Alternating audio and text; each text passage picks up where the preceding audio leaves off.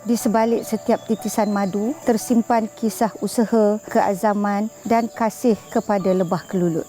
Inilah kisah kejayaan saya, Faridah Khalid daripada Kasih Hulu Langat Enterprise yang mengikuti program 2P anjuran Kementerian Pertanian dan Keterjaminan Makanan. Daripada 2016 tu kita buat secara sendiri, bawa masuk dalam 60 sarang. Jadi bila dah ada pengeluaran madu tu jadi banyak. Daripada kita saja hobi, kita dah nampak ada peluang buat perniagaan di situ.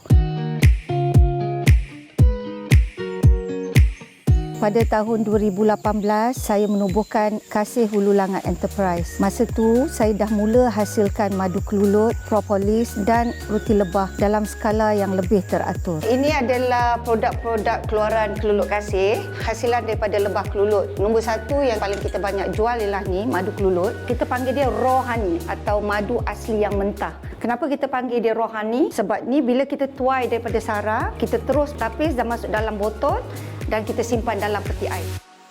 Saya akui masa mula-mula nak mengembangkan perniagaan, memang banyak cabaran yang saya hadapi. Dari segi pemasaran, pengurusan kewangan, sampailah ke persijilan produk. Waktu inilah saya diperkenalkan dengan program 2P anjuran KPKM.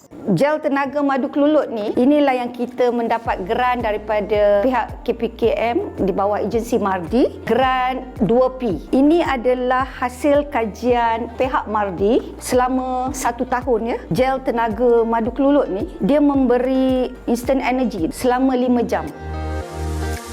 Dia tak semestinya satu sarang ni warna dia sama. Kadang-kadang pot yang ni dia lebih lama dengan pot yang baru. Jadi yang biasanya yang gelap ni terhasil daripada pot-pot yang madu tu dia letak dah lama. Daripada situ kita mula dapat bantuan-bantuan perkakasan. Mesin-mesin pamadu, kita dapat peti ais untuk simpanan madu dan macam-macam lagi lah. Saya telah dibantu untuk mendapatkan pensijilan MyGap dan Halal yang sangat penting untuk memperkukuhkan kepercayaan pengguna.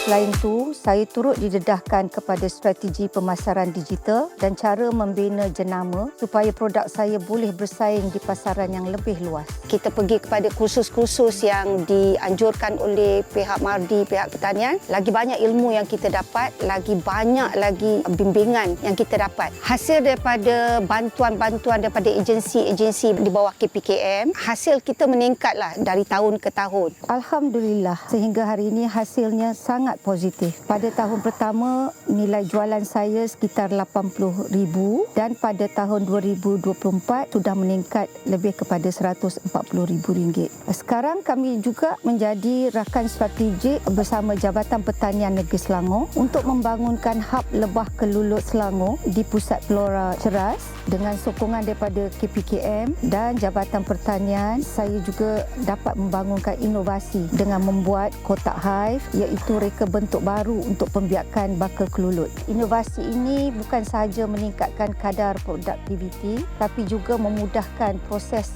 penjagaan koloni. Harapan saya untuk semua warga-warga Malaysia yang berminat di dalam bidang pertanian, dekat-dekatkanlah diri dengan agensi-agensi di bawah KPKM kerana terdapat banyak-banyak bantuan daripada mereka yang boleh disalurkan kepada semua yang berminat dalam pertanian. Terima kasih kepada KPKM dan program 2P. Kita teruskan minum madu untuk kita support lokal, dari lokal ke global.